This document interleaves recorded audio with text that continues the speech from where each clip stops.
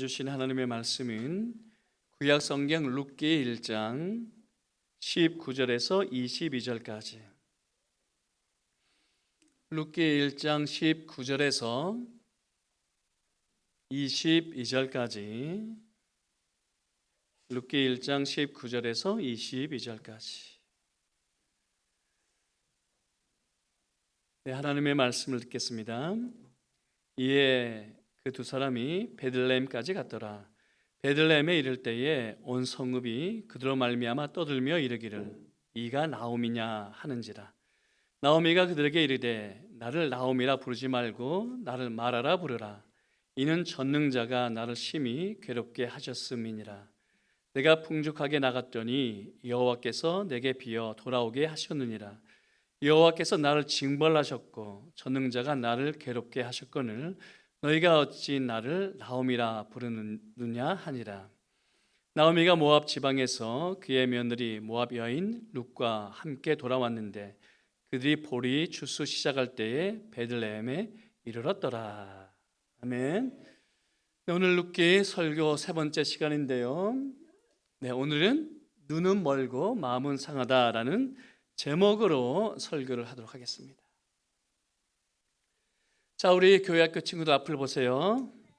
어떤 사람 같나요? 어떻게 알았어요? 맞아요. 자, 성경을 보면 예수님께서 아픈 사람을 많이 고쳐주셨어요.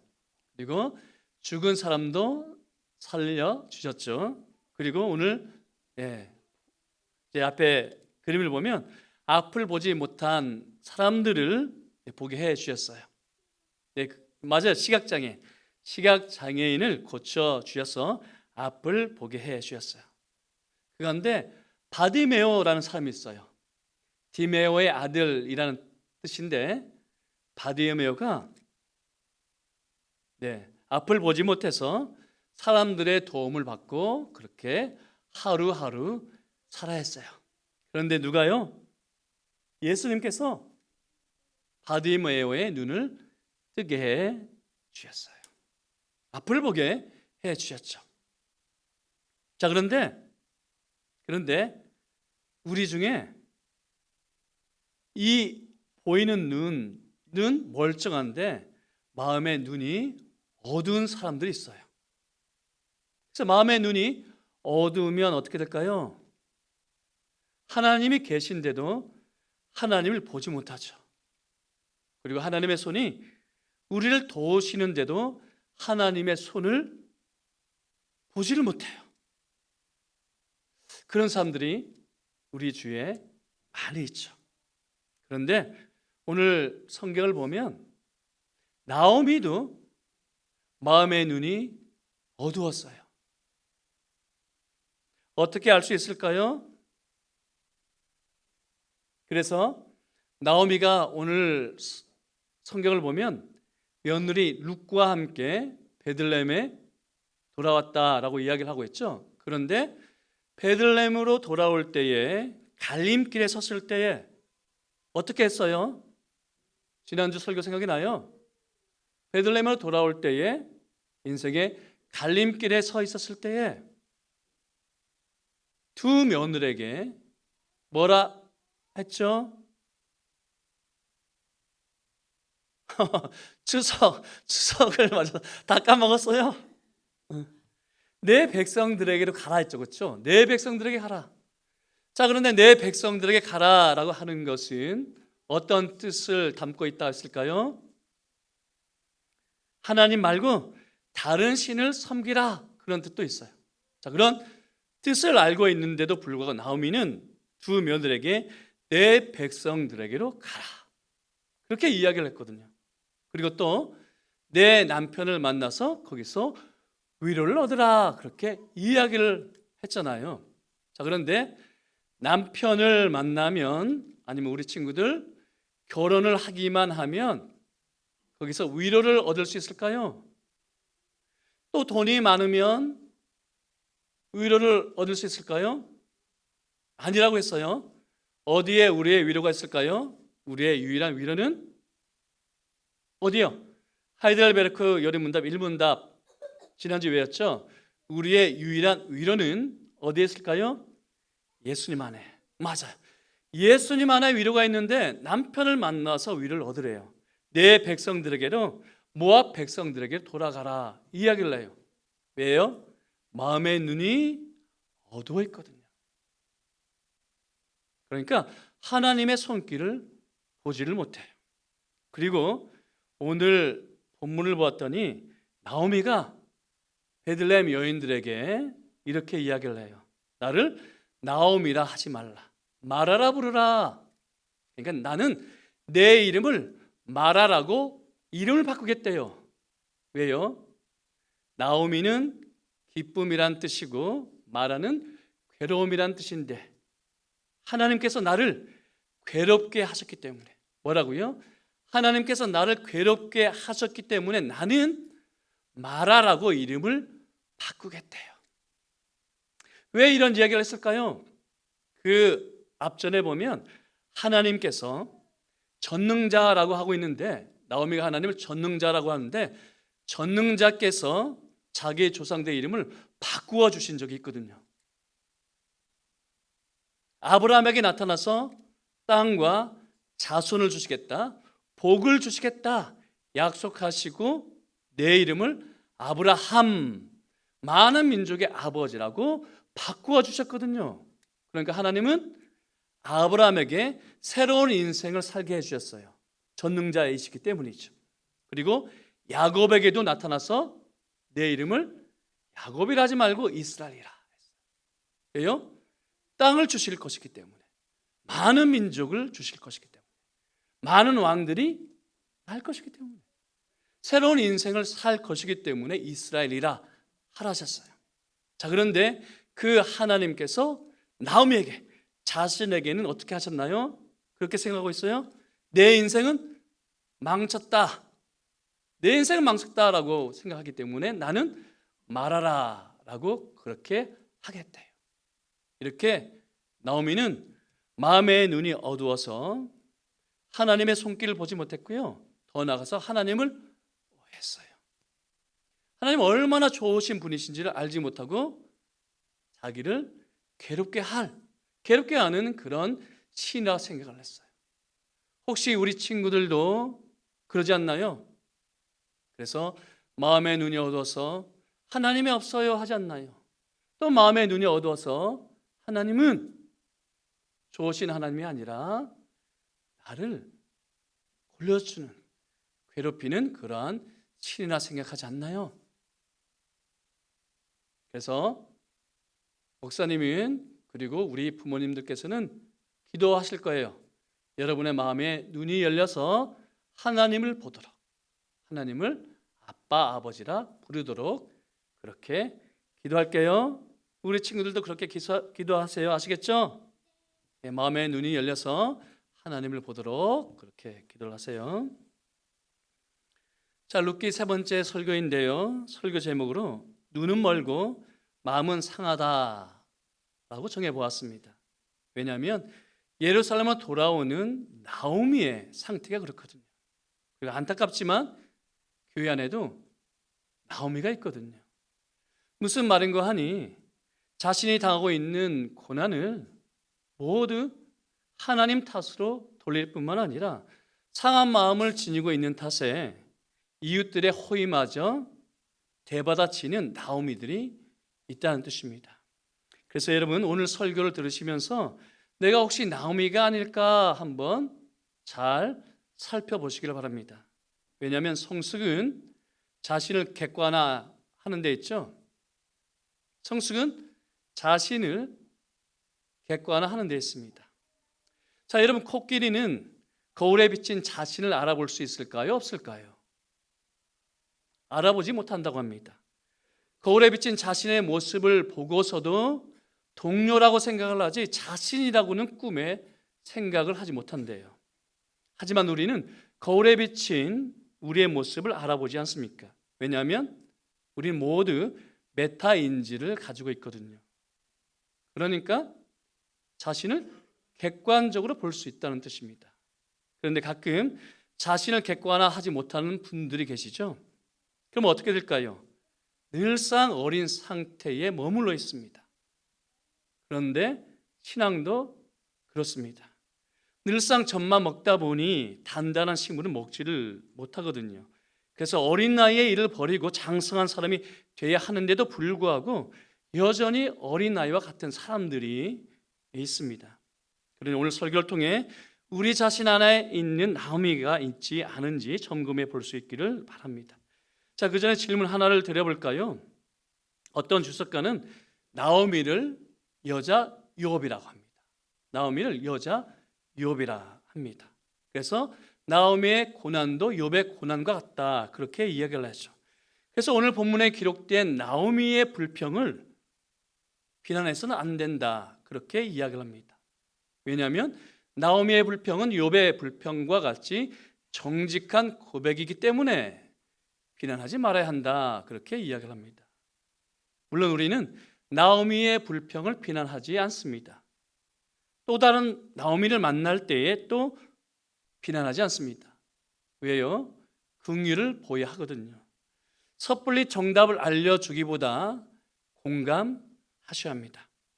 왜냐하면 첫째, 원인이 무엇이든 고난당한 자에게 보여주어야 할 우리의 자세는 긍휼이기 때문이고, 또 눈이 멀고 마음이 상한 자에게는 정답을 알려주기보다는 공감해 주는 게 먼저이기 때문입니다. 그래서 함부로 나오미를 비난하지 말아야 합니다. 그러나 내게 나오미의 모습이 있지는 않은지 살펴봐야 하지 않을까요? 그래서 신앙에서 미끄러지지 말아야 하겠고, 또 신앙에서 뒤로 물러서지 말아야 합니다. 그래서 나오미를 비난하기 위해서가 아니라 나오미의 모습 속에서 우리의 모습이 있지는 않은지 살펴볼 필요가 있겠죠. 그런데 여러분, 나오미를 욥과 비교할 수 없습니다. 첫째, 성경은 욥에 대한 평가를 하고 있지만 나오미에 대한 평가는 하고 있지 않거든요. 성경이 욥에 대해서 어떻게 평가할까요? 온전하고 정직하여 하나님을 경외하며 악에서 떠난 자라, 그렇게 말씀하지 않습니까? 둘째, 욥의 고난은 어디에서 왔는지 성경이 밝히고 있지만 나오미의 고난은 어디에서 왔는지를 알려주지 않고 있습니다. 그런데 욥의 고난은 어디에서 왔을까요? 욥의 순전함을 테스트하기 위해서 마귀가 시험을 냈고 하나님께서 허락을 하셨도록 했습니다. 그러나 나오미의 고난은 침묵하고 있습니다. 그러니까 모압 땅에서 왜 남편이 죽었는지, 두 아들이 먼저 가야 했는지 성경은 알려주지 않고 있습니다. 단 엘리멜렉과 나오미의 거듭된 선택과 관련은 있다라는 것을 은연중에 드러낼 뿐이죠. 지난 2주간에 걸쳐 강조를 했었습니다. 예수 그리스도의 절대성을 고백하라라고 했었습니다. 그러니까 우리의 유일한 위로가 어디에 있는지를 분명히 하라 했었습니다. 그런데 예수 그리스도의 절대성을 고백하지 못한다면, 곧 우리의 유일한 위로가 어디에 있는지를 분명히 하지 못한다면 타협을 하죠. 현실이 막막해지면 신앙을 타협하고 상황이 절박해지면 비신앙적 선택을 하거든요. 그래서 흉년이 들자 엘리멜렉은 아내와 두 아들을 데리고 모압으로 가버렸습니다. 신앙 대신에 식량을 선택했다는 뜻입니다. 그럼 베들레헴을 다시 돌아오는 나오미의 선택은 어땠을까요? 식량 대신에 신앙을 선택했을까요? 그렇지 않다 했었죠. 그러니 베들레헴으로 돌아오는 갈림길에 섰을 때에 돌아오다가 두 며느리에게 모압으로 돌아가라 하지 않습니까? 모압으로 돌아가는 것이 어떤 의미인지를 알면서도 두 며느리에게 모압으로 돌아가라 하지 않습니까?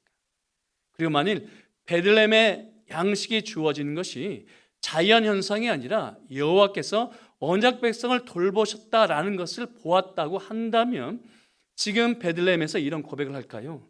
여호와께서 나를 징벌하셨다고, 여호와께서 나를 괴롭게 하셨다라고 할까요? 그렇지 않겠죠. 여호와께서 세를 지어 성취할 것을 고백하지 않을까요? 그러니까 여호와께서 비록 나를 징벌하셨지만 나를 구속하실 것이라 고백해야 하겠고 여호와께서 나를 징벌하셨지만 나를 기뻐하게 하실 것이라 기대하지 않을까요? 그렇다면 여전히 나오미는 눈이 멀어 있고 마음은 상해 있습니다.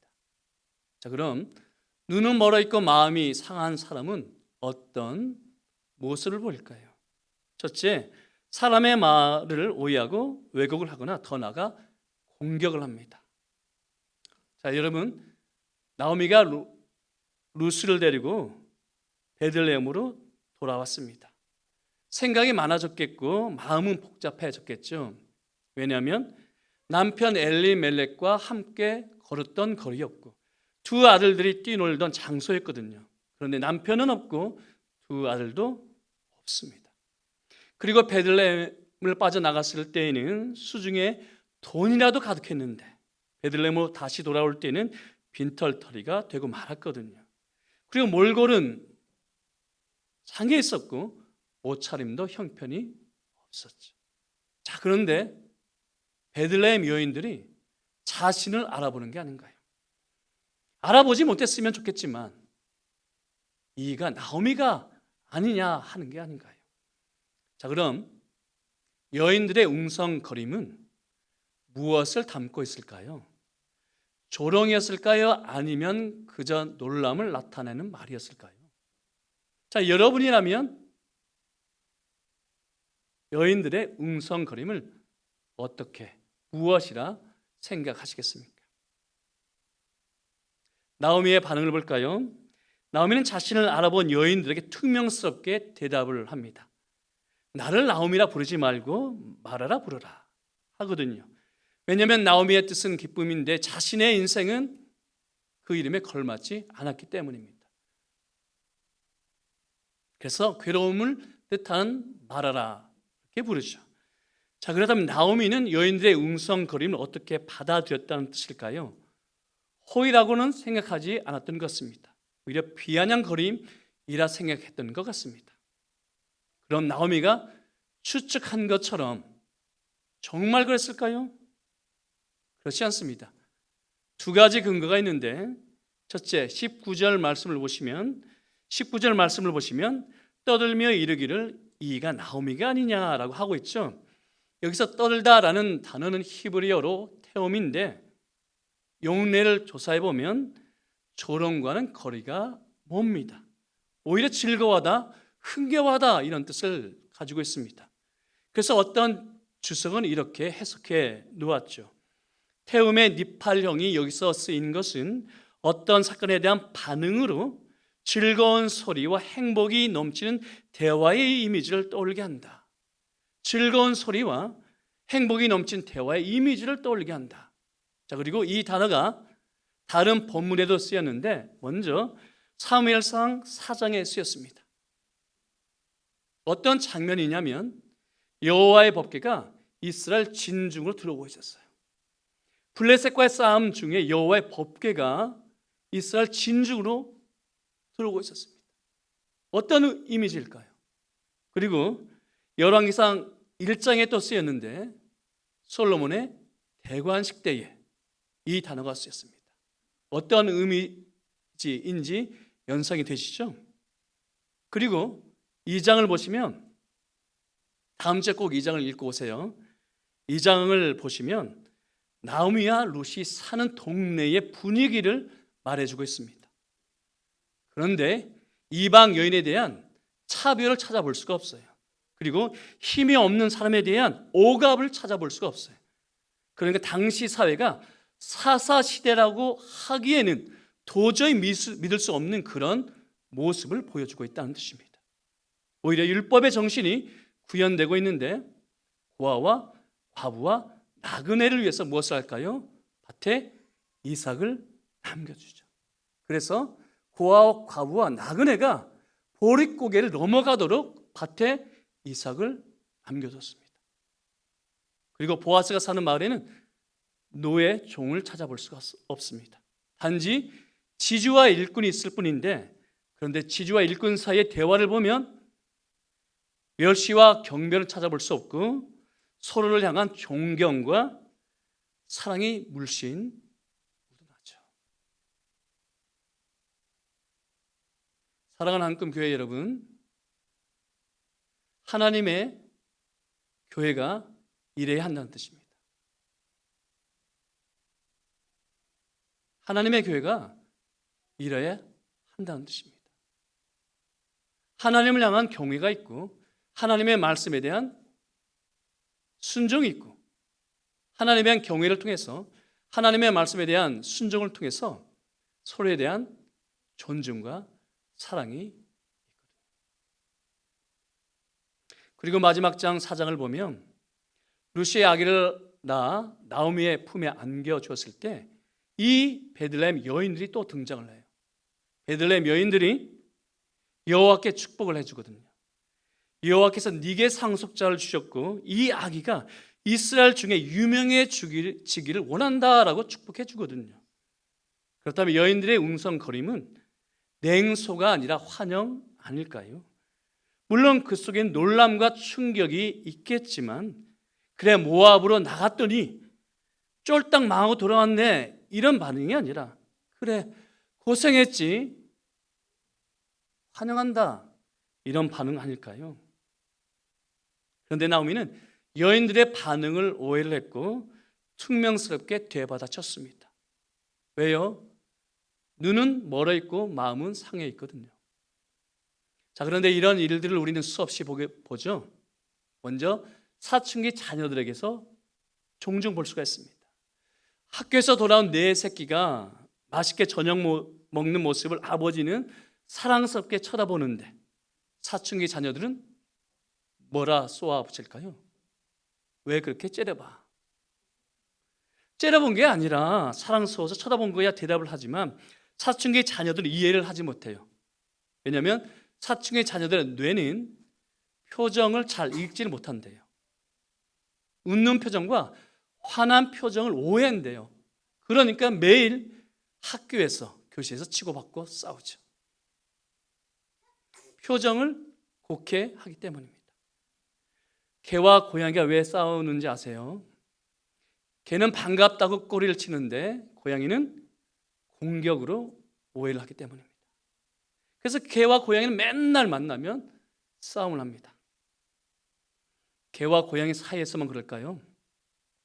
가정에서도 그리고 심지어 교회에서도 있습니다. 왜요? 마음이 상한 사람들이 있거든요. 그리고 마음이 상한 채 그것을 알지 못한 채 사는 사람들이 종종 있거든요. 그래서 호의를 베풀었지만 다른 무엇인가 있다 생각을 합니다. 사실을 이야기했지만 공격한 것이라 확신을 합니다. 자, 그런데 눈은 멀고 마음이 상한 나오미는 여기서 멈추지 않는데 하나님에 대한 원망을 폭포수처럼 쏟아내거든요. 내가 풍족하게 나갔더니 여호와께서 내게 비어 돌아오게 하셨느니라. 여호와께서 나를 징벌하셨고 전능자가 나를 괴롭게 하셨느니라 라고 이야기를 하기 때문입니다. 자, 여기서 주목해야 할 단어는 여호와 그리고 전능자인데 오늘은 전능자에 대해서만 말씀을 드리겠습니다. 전능자, 나오미가 고백하는 하나님은 전능자 엘 샤다이. 자, 그런데 전능자 엘 샤다이가 언제 등장할까요? 창세기 17장이죠. 하나님께서 오랜만에 아브라함에게 찾아오셨어요. 그리고 약속을 하시죠. 땅을 주겠다. 많은 민족의 아버지가 되게 해주겠다. 내게서 왕들이 나게 하겠다. 그리고 하나님은 당신을 전능자 곧 엘 샤다이라고 하셨습니다. 그리고 내 이름을 바꿔주겠다. 더 이상 아브람이라 하지 말고 아브라함이라 하라 하셨습니다.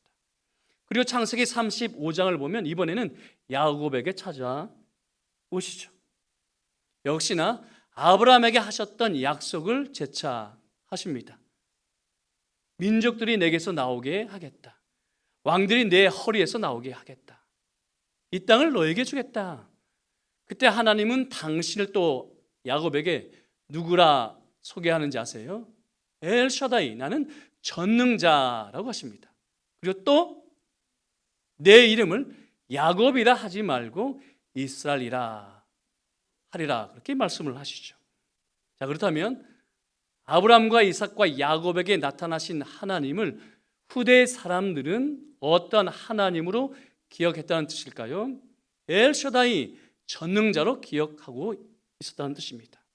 그러니까 전능하신 하나님께서 자기 조상들에게 그리고 자기들에게 땅과 자손과 복을 주시는 하나님이 되신다라는 것을 기억하고 있죠. 그리고 그 약속을 하나님은 신실히 지키기 위해서 조상들의 이름을 바꾸어 주셨습니다. 아브라함을 아브라함, 야곱을 이스라엘. 자, 그런데 그 전능하신 하나님이 나오미 자신에게는 어떤 하나님으로 왔다는 뜻일까요? 내 인생은 하나님께서 망치셨다. 그러니 나는 나오미가 아니라 마라이다. 마라로 나는 이름을 계명하겠다, 이런 뜻입니다. 왜 그랬을까요? 내 삶 속에서 하나님의 손길은 찾아볼 수 없었고, 독에 하나님의 성품인 인애와 진실은 알지 못했기 때문입니다. 하나님의 일하심도 보지를 못했고 하나님의 선하심도 맛보지 못했기 때문입니다. 그러니까 마치 고아와 같이 버려졌다, 이런 뜻입니다. 그런데 여러분, 그리스도인 됨은 어디에 있을까요? 하나님의 자녀됨은 무엇에 있을까요? 하나님의 영으로 인도함을 받는 데 있죠. 왜냐하면 우린 다시 무서워하는 종의 영을 받지 아니하고 아들의 영을 받았기 때문입니다. 그래서 하나님을 아빠, 아버지라 부르고 하나님께서는 우리를 아들로 돌보시기 때문입니다. 그래서 우리는 살아가는 순간에 하나님의 손길을 보지 않습니까? 그리고 우리를 돌보시는 하나님의 선하심을 맛보지 않습니까? 그러니까 그리스도인들은 하나님의 사역도 보아야 하고 하나님의 성품도 알아야 한다는 뜻입니다. 그리스도인은 하나님의 사역도 보아야 하고 하나님의 성품도 알아야 한다는 뜻입니다. 자, 그런데 나오미는 무엇을 고백하고 있나요? 하나님의 손이 나를 쳤다, 원망하고 있습니다. 하나님이 나를 벌 주셨다라고 착각을 하고 있습니다. 그런데 혹여 이 자리에 또 다른 나오미가 계시지 않습니까? 하나님의 손길은 본 적도 없고 하나님은 그저 나를 벌 주시는 분으로 그렇게 오해하고 있지는 않습니까? 그래서 나오미처럼 겨우 숨만 겨우 쉬면서 동굴 속에서 살고 있지는 않습니까? 반면에 룻은 어떨까요? 이 장을 보시면 룻은 이삭을 주러 밭으로 나갑니다. 낯선 땅인데도 불구하고, 자신은 이방인인데도 불구하고 밭으로 이삭을 주러 나가요. 곧 말씀에 의지하여, 율법이 말하는 것에 의지하여 밭으로 이삭을 주러 가죠. 그랬더니 어떤 일이 벌어질까요? 말씀에 의지하여 밭으로 나갔더니 구속자 보아스를 만나지 않습니까? 사랑하는 한금교회 교회 여러분, 사시다 보면 하나님의 손길을 못 보실 수 있습니다. 아무리 찾아도 하나님의 일하심이 느껴지지 않을 수 있습니다. 그때 반드시 아셔야 할 것이 있는데, 하나님의 인애와 진실은 의심하지 마셔야 합니다. 그러니까 우리를 향한 하나님의 생각은 재앙이 아니라 평안이라는 사실을 잊지 마셔야 합니다. 잠시 노하셨지만 영원히 노하시지 않고 은혜를 베푸시는 분이심을 확신하셔야 합니다. 그래야 버틸 수 있습니다. 그래야 내일을 기대할 수 있습니다. 그래서 이런 시가 있다라고 소개를 해드렸죠. 아둔한 지각으로 주님을 판단하지 말고 다만 그분의 은혜를 신뢰하라. 잔뜩 짚으린 섭리 뒤에 미소 가득히 그분은 숨어 계시네. 하나님의 성품을 신뢰하라, 이런 뜻입니다. 왜냐하면 하나님의 성품을 알면 소나기가 내리는 길도 걸어갈 수 있기 때문입니다. 하나님의 성품을 알면 사나운 바람이 몰아치는 길도 거슬러 갈 수 있기 때문입니다. 그리고 이렇게 끝내 고백하겠죠. 내 평생에 선하심과 인자하심이 반드시 나를 따르리니 내가 여호와의 집에 영원히 살리로다. 그러니 사랑하는 한금교회 교우 여러분, 복 받는 것에 만족하지 마세요. 복 받는 것에 만족하지 마세요. 하나님의 손길을 보시길 간절히 바랍니다.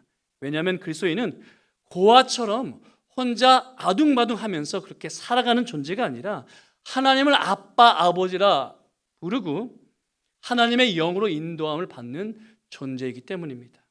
자, 그런데 그보다 더 중요한 것은 하나님을 아는 것입니다.